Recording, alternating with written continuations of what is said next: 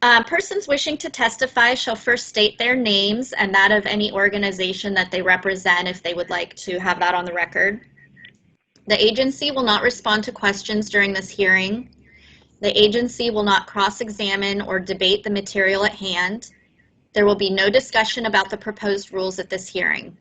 Testimony is limited to the matter at hand and must be relevant to the proposed rules. The hearing officer may exclude or limit cumulative, repetitious, or immaterial testimony. Please do not comment on the proposed adoption of permanent rules for masking and vaccine requirements in schools and healthcare settings. Those rules have separate public hearings and are not relevant to the indoor mask rule. Written testimony is encouraged. The deadline for written comments is 5 p.m. on Monday, January 24th, 2022, according to the notice of this hearing. Comments received after the deadline will not be reviewed or considered by the division. Because of the large number of people who have signed up to speak, we will limit your comments to 3 minutes, but request that you be as brief as possible.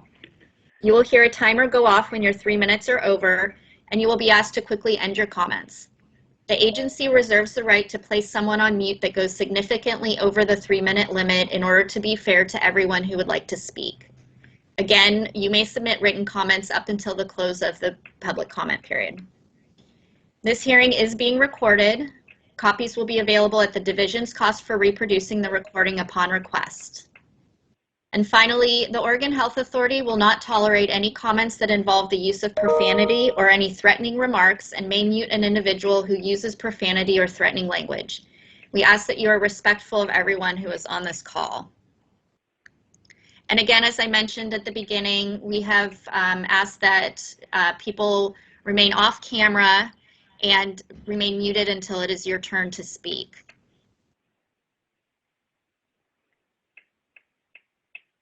All right, I'm going to go ahead and open up the floor for testimony by reading names on the list here. The first person that I have signed up is Matt Runkle. Please unmute yourself and state your name and provide your testimony.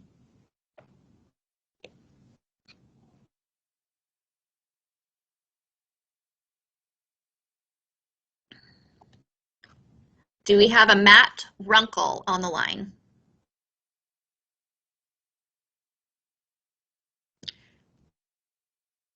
All right, I'm going to move on down the list. I will come back to people that may not be on the line when I initially call their name.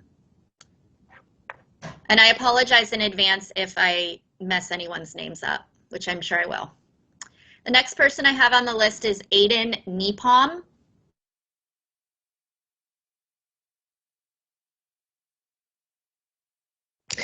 My name is Aden Napom. I live in Westland. I'm a consultant for some of the world's biggest brands on interpersonal dynamics, communication, and leadership, who has, like many members of the community, taken a particular interest in public health.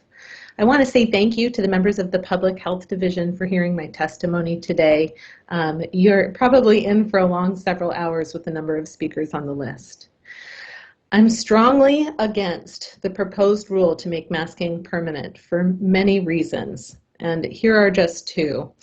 By passing this rule, you will change the timing from definite to indefinite, which will eliminate important checkpoints and public input. And my other reason is because it goes against my needs as a citizen here in the state of Oregon. Let's start with the first. Up until now, masking was a temporary measure re-examined and renewed every 180 days. This puts a forcing function of time into each mask mandate, requiring you to look at current evidence and hear public opinion. Even as a manner of ceremony, by passing a permanent rule, you eliminate these critical checkpoints during what is still a rapidly evolving situation. Just yesterday, the UK and Czechoslovakia announced that they're doing away with most COVID-related mandates, say for isolating when you are sick. OHSU is projecting that COVID hospitalizations in Oregon are likely to drop back down by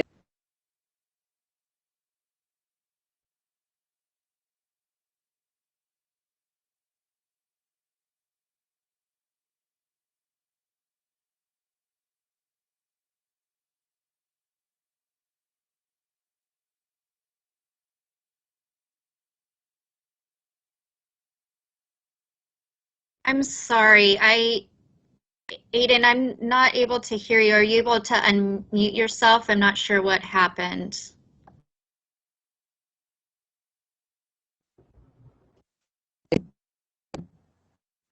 Yeah, sorry. So should I start over then? I was unmuted, I thought. Did you get in? Can you hear me Yeah. now? Yes, I can hear you now, and we heard you up until the part where you were talking about the changes in the UK. I'm sorry about that. I don't know what happened. No worries. Sure, I can go back. Yeah, so I was just talking about how OHSU's projections are that COVID hospitalizations in Oregon are likely to drop back down by February as the Omicron wave comes to an end. And at that point, even to the most fearful among us, wearing masks could and should feel ludicrous, actually. I can barely hear him. Really.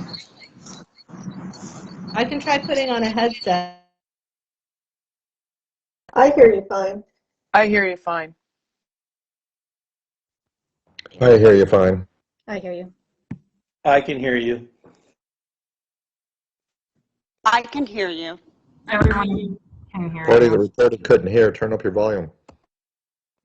Okay, I've now switched to a headset. Is this better? Perfect. Okay, great. Thanks. I feel silly repeating myself, but I guess if you haven't heard it, it's not really repeating. So I'll come back to, and I hope this won't negatively affect my time here. OHSU is projecting that COVID hospitalizations in Oregon are likely to drop back down by February, as you all know, as this Omicron wave comes to an end. And at that point, even in the most fearful among us, wearing masks could, at that point, and should, at that point, feel completely ludicrous. The fact is that putting masks on healthy people so that they cannot spread a virus they don't have is probably fair to say 0% effective at promoting public health. Now, that's sort of beside the point, because my concern here, with all due respect, is at taking you at your word that you will continue to look at current evidence and context if you adopt a permanent rule that removes the forcing function of time. Your own list of supporting documents for this proposed rule contained outdated information, broken links, and a few other problems I don't have time to go into. It is surprisingly easy for matters of importance to slip through the cracks. And by eliminating these checkpoints, worse than that, you also abdicate responsibility for what we are doing here today, which is hearing the public's voice. Regardless of simple public health intent, removing that has the chilling effect of telling concerned citizens that our voice doesn't matter and that we should do as we're told. As policy leaders, it's important for you to understand the needs of people, and it's your job. My second point is that I will always personally be pro-choice when it comes to medical intervention. I believe it is well past time for mandates requiring citizens to attach a medical device to their face to simply to be able to, pardon me, I believe it is time for the mandates requiring citizens to attach medical device to their face. I think it's time for those mandates to go. Allow small businesses, school districts, and citizens to make the masking decisions that make the most sense in their specific communities and circumstances so that we can stop trying to stop COVID, which is a fool's errand, and begin trying to figure out how to move forward as a state, promoting physical, mental, and social well-being amongst the population as we move forward with COVID as a reality. I appreciate you hearing my comments today, and I have no idea if I used all of my time, additional time, or not enough time, but that'll bring an end to my comments. Thank you. All right, thank you. Has Matt Runkle joined the line? I see his name listed. Matt Runkle, if you are on the line, you can unmute yourself and provide your name and comments, please.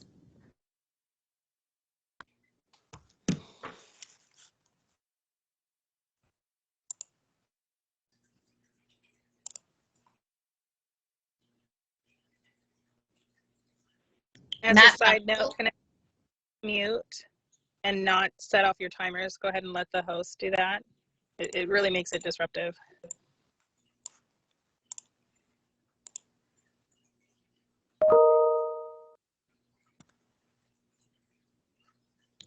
Matt Runkle, are you on the line and would like to provide comments? Can you hear me? Yes, I can. Okay, sorry about that. Hi, so yeah, I'm against the OHA's proposal to make the statewide indoor mask mandate permanent. The current policy is not based on science, but rather on opinion. And honestly, this opinion is very narrowly formed, influenced by public health experts with questionable motives. In addition, it's failing to take account of the actual lived experiences and beliefs of a large number of Oregonians. The state has not provided sufficient evidence to support such a draconian measure, apparently because such evidence does not exist. There is an overwhelming amount of data that casts doubt on the effectiveness of masks at preventing the spread of viral respiratory pathogens, data going back decades. And now, after nearly 2 years of living with this particular virus, which continues to spread regardless of state efforts, we still don't have sufficient evidence to justify a blanket mandate. It's notable that 42 out of 50 states, the vast majority, have chosen to instate no mandates at all. And there are no discernible differences between their rates of hospitalizations and deaths and our own here in Oregon. As an essential worker who has worked through much of the past 2 years in settings where I've been required to wear a mask, I'm here to tell you I can't do it anymore. I've hit a wall. I think we need to stop and take account of the things we are giving up by obscuring our faces, which are such an essential part of being human and connecting with others. And we need to acknowledge that there are real consequences in continuing to enforce such a harmful policy. I'm tired of being assumed sick until proven healthy.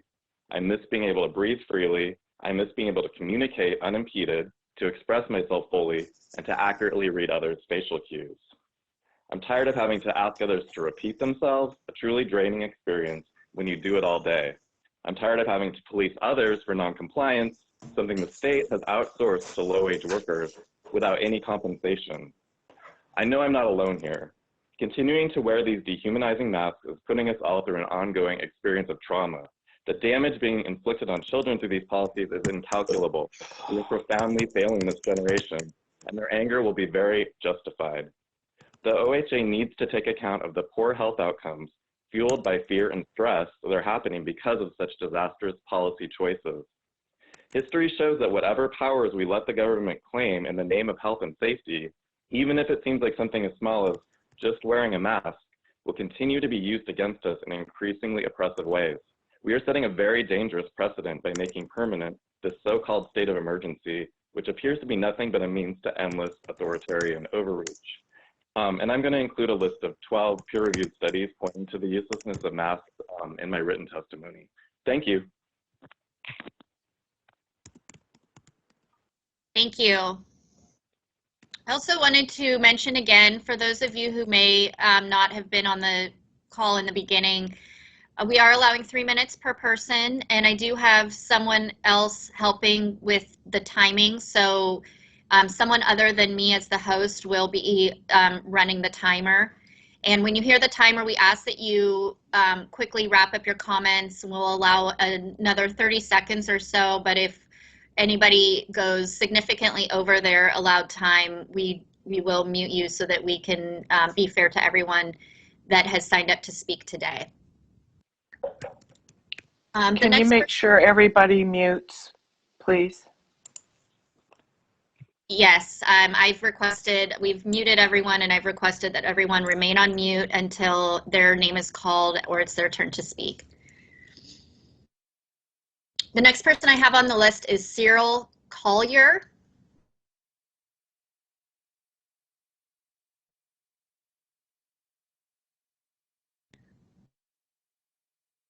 Do we have Cyril Collier on the line? If so, please unmute yourself to provide your full name and testimony.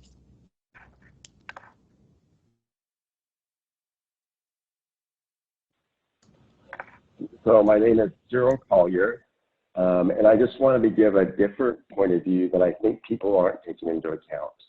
So I have a chronic lung disease. Currently, I have about a 40% capacity to breathe from a normal person.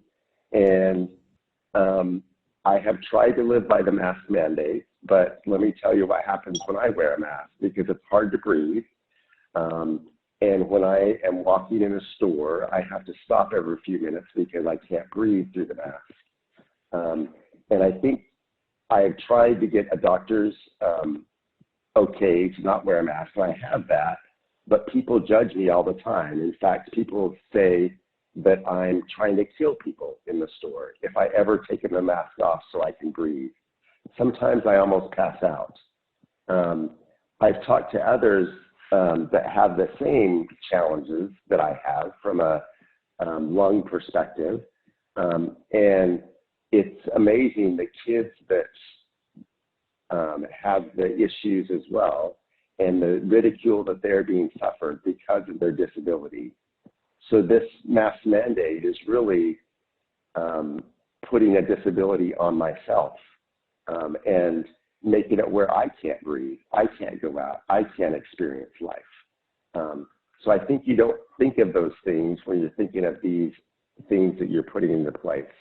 So I'm begging you, please, to not make this a permanent rule, because there's unintended consequences that I think you don't think about and don't require. Furthermore, there's many people that say the cloth masks are little more than a face decoration. There's no place for them in light of the Omicron variant. It's not helping, so let's stop the charade. Thank you. Thank you. The next person on the list is Kamala Patti, or Patty, and I'm sorry again if I'm messing up anyone's names. No worry. This is Kamala Patti. I want to thank you for giving me the time to speak. As a 62-year-old native-born Oregonian, I urge you to cease going forward with your rule of permanent indoor masking. Rumor has it that you're going to be going forward with this despite major public outcry. And by what criteria would be used to determine when this ridiculous proposition could end? We are one of 6 states only with indoor mask rules. Science says that masks do not stop viruses. Science says that masks inhibit normal breathing. I suspect science will say that these masks will cause psychological damage. Forcing children to wear them is abusive. This damage may be irreparable. This is a violation of our God-given right to breathe and also a violation of our civil liberties. This idea is both reckless and foolhardy. My request has become a plea. My plea is now a prayer that you act with humanity and God-given discernment. I also want to mention that exposing all the emails of speakers was reckless and could put someone in danger. I want to thank everyone for their time, and I reiterate my opposition to this foolhardy plan. Thank you. Thank you. The next person on the list is Edie Van Ness. Thank you. I'm here. Can you hear me? Yes, I can. Thank you. I'm a wife, mother, daughter, and proud native Oregonian, as well as a fully boosted individual who has never gotten COVID. Last spring, I, along with several other volunteers, successfully scheduled vaccine appointments for over 500 seniors who had been abandoned and deprioritized by the state, county, and city. In fact, I was on the front page of the Oregonian. When it's my turn, I hit my RL, that's me, and then unmute myself here. No,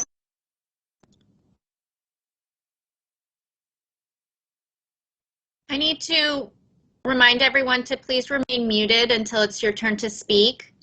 Edie, I think I just muted everyone. If you can unmute yourself again to speak. Yes, I can. Thank you. If you can reset the timer, that'd be great, since I just started. Yeah. Last spring, I, along with several other volunteers, successfully scheduled vaccine appointments for over 500 seniors who had been abandoned and deprioritized by the state, county, and city. In fact, I was on the front page of the Oregonian for my volunteerism. I say this not for praise, but rather to show you that I'm someone who has taken this very seriously and followed all the rules. However, I no longer have any faith in OHA and the mask mandate today. And before you tell me that a permanent mandate can be canceled at any time, I don't care. It is time to start living with COVID. As each strain becomes less severe and the vast majority of people who get COVID, which is frankly everyone I know now, all vaccinated, we need to resume life, to prioritize our small business owners and our children. As the CDC acknowledges, even most seniors fully recover from Omicron. And as Dr. Fauci has said, masks don't work. Despite OHA's continued inflation of numbers, those of us who think critically and follow the science know the truth. As we have witnessed these mandates decimate our beloved small businesses and permanently damage the psyche of our kids, it is time to start living with COVID and resume life. Anyone who wants to wear a mask is welcome to, and we will all be sensible, but enough is enough, and you all should know that the longer you impose these irrational mandates, people are just going to start ignoring anything that you say, including wearing a mask. You can be reasonable, or you can continue the theater and guarantee that Oregonians will stop listening. Why must you end mask mandate? One word: equity. Given that our elected Democratic leaders consistently prioritize equity, it is ironic that you want to impose an unequitable law. My husband, who works in a cubicle, is forced to wear a mask 9 hours a day while his boss in an office doesn't. My child has to wear a mask 7 hours a day, including sports and outside, when teachers and administrators have breaks throughout the day in privacy maskless. I get to enjoy dinner or happy hour free of a mask, while the servers and busboys must keep them on their entire shift in hot kitchens. Just last week, I learned of yet another child suicide. Our children are suffering. They're not learning, they're not socializing, they're eating outside, they can't learn with masks. What about our deaf kids? Governor Brown confirmed that masks do nothing when she chose to attend a DC gala along with more than 1,000 others, all maskless. Who in that huge ballroom was masked? The help. There were 600,000 COVID positives in DC at the time she was there, far more than we have ever had in Oregon. And yet she didn't feel compelled to wear masks because masks don't work. For the first time, and if I could just wrap up here. As I have little faith you will take anything I say seriously, I will say something that will matter. For the first time in decades, tens of thousands of Oregonians like me, lifelong Democrats, will no longer vote for Democratic leaders. And for the first time in my life, I would rather consider a Republican who is going to save our state and prioritize small business owners, parents, and children than vote for a party whose policies are running the state into the ground. Please, I encourage you to prove me wrong by showing courage, by standing up and ending this theater that is mask mandates. Stop treating us like children and start caring about our children. Do what's right for Oregon. Thank you.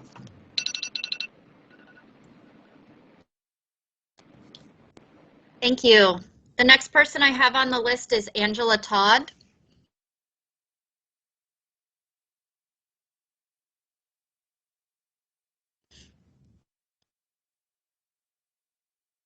Angela Todd, if you are on the line, can you please unmute yourself and provide your testimony?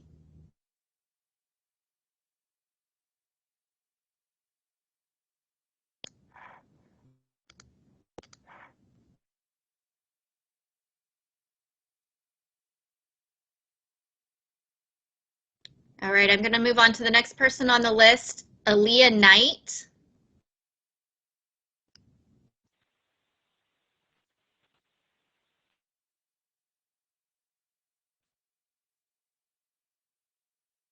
Do we have Aaliyah Knight on the line? If so, please unmute yourself and provide your testimony. All their names again so that if they can get on.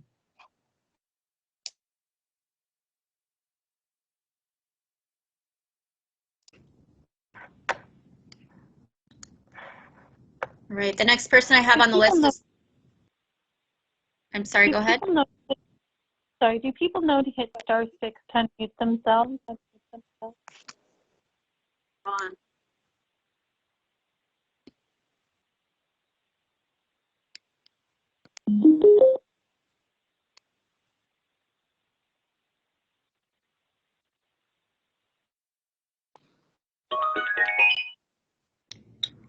How do we unmute ourselves?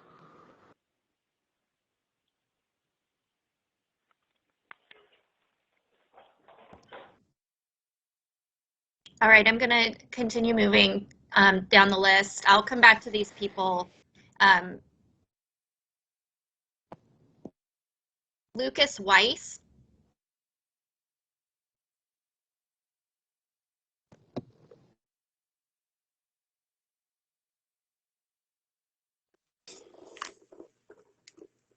Can you hear me? Yes, I can. I, a man, Lucas Weiss, state, in over 50 years of medical science done on the topic of mask effectiveness, the great majority, over 95% of studies, show conclusively that masks do not stop viral transmission, and they can increase fungal and bacterial infection as well as hypoxia, which hurts immune and cognitive function. The reason that masks don't work, and increasing evidence is showing this to be particularly true with COVID-19, is that virus transmission happens mostly through aerosols, not droplets. It's not through coughing and sneezing. It's happening through the aerosols, and the aerosols are particles so small that they pass freely in and out of any mask, even N95 masks. And because they are so small and so light, they linger in the air for up to 2 days. So only a properly fit respirator would stop the transmission. So we have a 100% cost, 0% benefit situation here with the mask mandate. They cause harm, physically and psychologically, and they provide no benefit. So the real question here is, are you going to implement a law or rule that causes harm to everyone involved or not? And to just finish, I, as a man, would like to address the men and or women who would be responsible for implementing this mask mandate directly. I have conclusive evidence that I have emailed to you that masks cause harm and no benefit. I ask, do you intend to do harm? And do you understand the consequences of causing harm? And is that something that you, as a man or woman, are willing to take responsibility for? Thank you.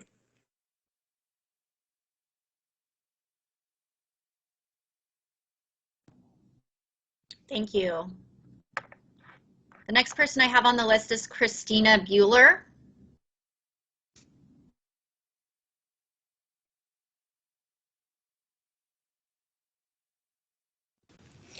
Hello? Hi, we can hear you. All right, thank you. My name is Christina Buehler, and I live in Tigard, and I'm a stay-at-home homeschooling mom. I am against the permanent rule that all people in Oregon should be masked indoors because for many reasons, but when looking at should OHA make this a rule, I went and looked at the Oregon Health Authority's vision statement and their mission, which is what every organization should do before they make a rule or a goal. And the Oregon Health Authority claims to respect diverse health practices. In Oregon, many people practice natural immunity boosting as a health practice. It's against their health practice to walk around and prevent environmental microbes into their system through their mouth and nose. And according to this practice, you must come in contact with germs in order for your body's natural immune defense to learn how to fight them. The Oregon Health Authority claims to protect mental health. A permanent mask rule should not be instituted without an honest look into the rise of mental health problems. Without a clear statement from the Oregon Health Authority, including data, which you're in charge of collecting, to prove the mask rule is not causing any rise in mental health, you are failing at your mission. The Oregon Health Authority promises effective solutions. While a face mask might prevent some microbes from entering our system and therefore dumbing down our immune response, it doesn't prevent COVID-19 virus particles. Therefore, the mask rules are not an effective solution and you're failing at your mission. The Oregon Health Authority promises for decisions to be informed. The permanent rule provides no guidelines for removal, and creating a permanent rule with no guidelines to have it become voided is not an informed decision. It is a one-size-fits-all rule with no backing to reason or logic and fails your mission. The Oregon Health Authority promises to discuss decisions with all stakeholders. This is not a discussion. You are failing your mission. Another promise value from the Oregon Health Authority website includes openness to try new ways.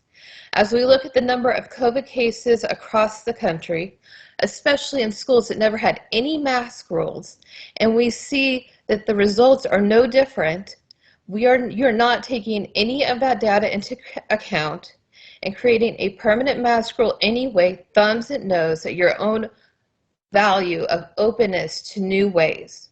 Creating this permanent rule after public hearing via phone only and only allowing people to sign up for comments for 3 minutes does not constitute meaningful opportunities to provide input, which is also listed as a core value on the Oregon Health Authority mission website. It seems unlikely that the Oregon Health Authority could possibly maintain its mission and core values and the public trust and create this permanent masking rule.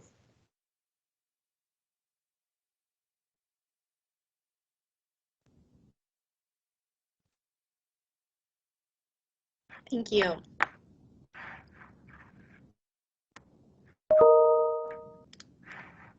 The next person I have has Angela Todd joined the call. Is Angela Todd on the line?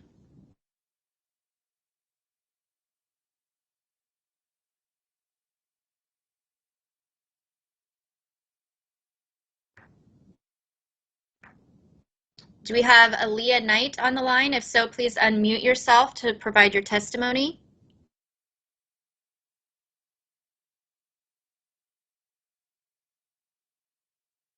The next person is Elizabeth Moore.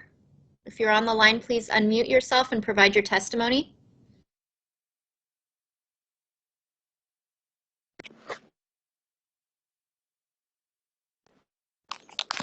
Hello, can you hear me? Yes, we can hear you.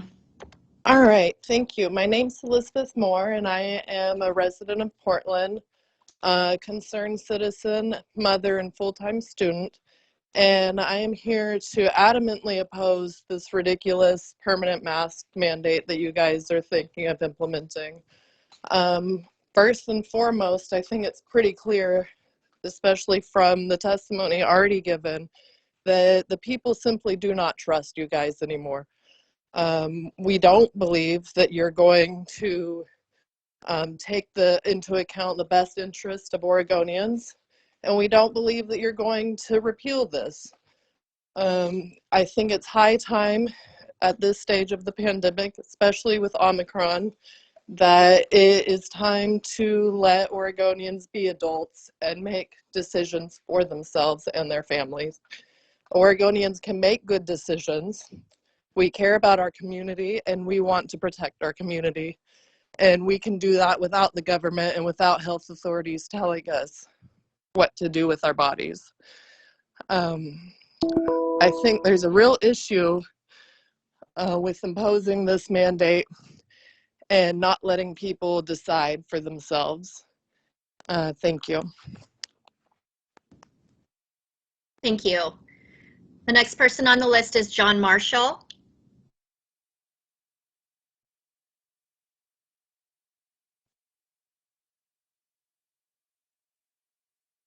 Hear me? John Marshall, if you're on the line, can you unmute yourself? Can you hear me? Yes, I can hear you now. Awesome, thank you. I appreciate the opportunity to testify today before this committee, and I feel that my comments are going to mirror many of those that we've already heard and will continue to hear, in that I strongly oppose any changes to the temporary mask rule, primarily for the reason that there is no specified end date and currently no metrics identified that would trigger a review, which to me, even though the word permanent has been explained several times by your agency or by other entities as just a word, it's not going to be permanent. There's nothing there that identifies it otherwise. which is a little concerning. I think that the 15 days to slow the curve has expired by some time now, and folks are ready to move on. And I think it's time that individuals become responsible for themselves and their own well-being. I feel that the state and related agencies' responsibility should be focusing on the individuals that are at high risk, and as opposed to the larger community. And it would be better served if we had folks that were at high risk have those dedicated resources available to them, instead of spending the time and the effort to get everyone to comply. I've even recently read several articles, as folks have mentioned on testimony today, where we're hearing numerous reports and new evidence that the current virus is not effectively managed with face masks. There's a whole host of findings out there that say N95 masks are effective, but cloth face masks are ineffective. So this permanent mask rule that we're hearing about does not take into account any of those discrepancies. So we're really just going through the motions again, which is not a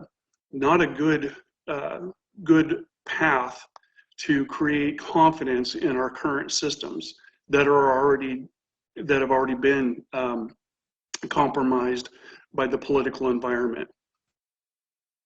I would also add that there's been studies previously to this, even ones that have been cited in the information packet that was provided by this committee, that discuss the transmission of aerosols and droplets.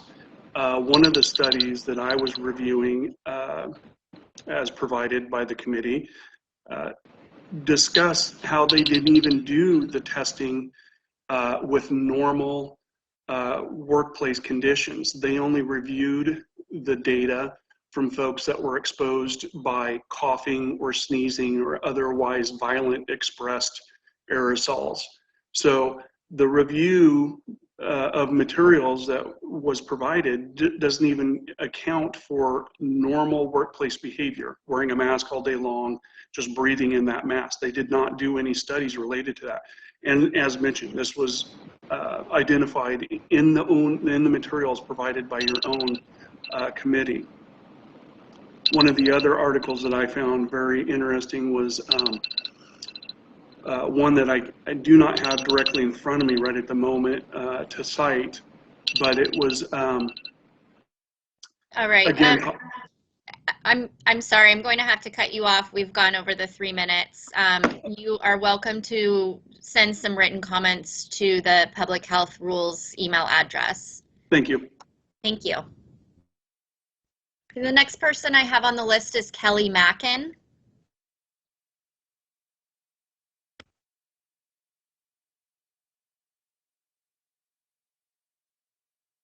Portland, Oregon, and I'm here to speak against not only the mask mandate, but also the state of emergency. We live in a time where people are resistant to studying topics in detail, but the detail is where the facts are. In the details, we find the devils. The aversion to detail has allowed the Oregon Health Authority to let disinformation to stand and to implement programs, policies, and mandates on a false basis that have negatively affected every single person in Oregon. If the people were told the truth about a 99.9% survival rate, they would not be terrified. If they knew that 94% of the COVID deaths in 2020 were already sick and old, they would not have been terrified. The Oregon Health Authority allowed the terror to percolate. These are the guardians, the Oregon Health Authority, of mental health in our state. Yet they allowed panic and discomfort and anxiety to spread, creating a psychological operation effect of traumatized people who don't know what the facts are because they don't get into the details. When I saw Director Allen's statement about why people did not want the injections, I knew that Director Allen had not studied the details. When Governor Brown, in a recent press conference, encouraged injections, I knew that she had not studied the details. The details tell us the truth, and the details prevent reckless non-Oregonians from gaming our political leaders. If Mr. Allen and Ms. Brown had the details, Oregon would look like Sweden and Florida, totally open, totally growing, healthy and happy. The Oregon Health Authority is sitting on an enormous pile of money.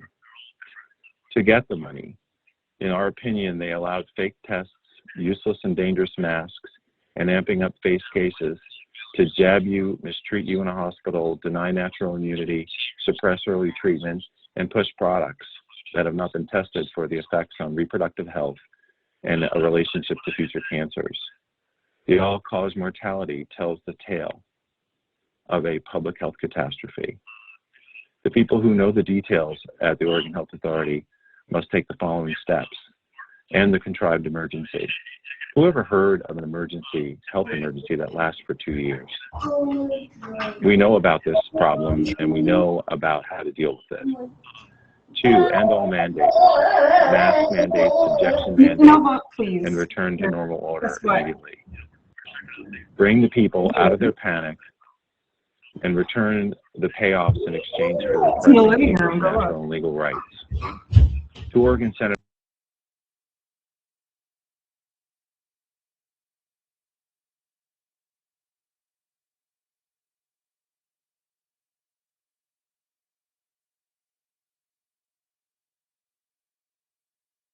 Why was Kelly muted?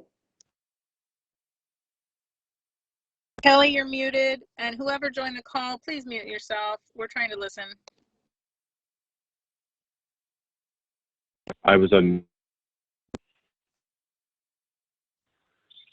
When was I muted? About when you talked about the public health catastrophe. Somebody call and listen. Okay, so if you can restore my time, I'm almost done. The people who know the details at OHA have to take the following steps and the contrived emergency. Who ever heard of a health emergency that lasts for 2 years? End all mandates for masks, injections, and return to normal order. Bring the people out of their panic and return the payoffs in exchange for repressing people's natural and legal rights. 2 Oregon senators have petitioned for a grand jury to investigate the pandemic. They point out in their petition the vast lying and fraud that was taking place. So we ask that you terminate any relationship with the CDC until further notice. That is the end of my testimony. Okay, thank you.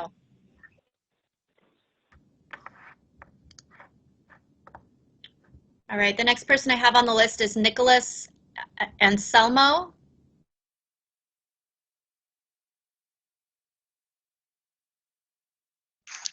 Hello, I am here live at the municipal courthouse for Mindy's court date. She was arrested for not wearing a mask, trespassing, and this is the type of thing that's going to happen and get worse and worse if a permanent mask mandate goes through.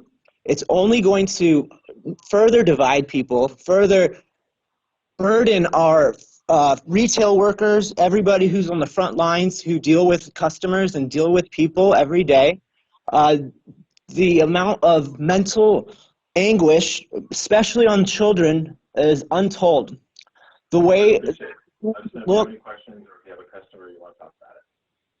the way that we'll be looked at upon the world, the rest of the country, is ludicrous. We are a joke as it is, and if it goes through, we will be even more of a joke. People will be leaving in droves. People, loved ones from other places around the country don't want their children and their family members subjected to such tyranny, tyrannical, and being criminalized just to be barefaced, just to be free-faced is absolutely incredibly violent. There's nothing more or less to say. It's pure violence.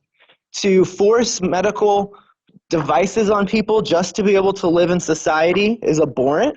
It goes against the Constitution. It goes against every single type of rulemaking that has ever been created through war, through violence, through death, through the destruction of human beings. there is nothing that you can say or do that can justify these types of tyrannical mandates. The mental anguish I've seen on children in my family, children who have never seen a normal free face before, other than a random stranger. Children have been born and gone through not seeing people's faces their entire lives. That will be irreplaceable. Irreplaceable. You won't be able to fix that. And to consider that you want to continue that type of abuse is just, there's no words for it. And we will fight. If you do this, we will fight till our death. We will fight and never give up. And we'll take it to you personally, everyone involved. You will not be forgiven, and we will never forget. And we will never stop fighting. No matter what you do, we will never stop. And the farther you take this, the farther we will take it, because we have no other choice. When you back people up in corners, there's no other option, and we have nothing to lose. So just please take into account that, and take into account the divisiveness and the division and the wedge you're creating amongst our population.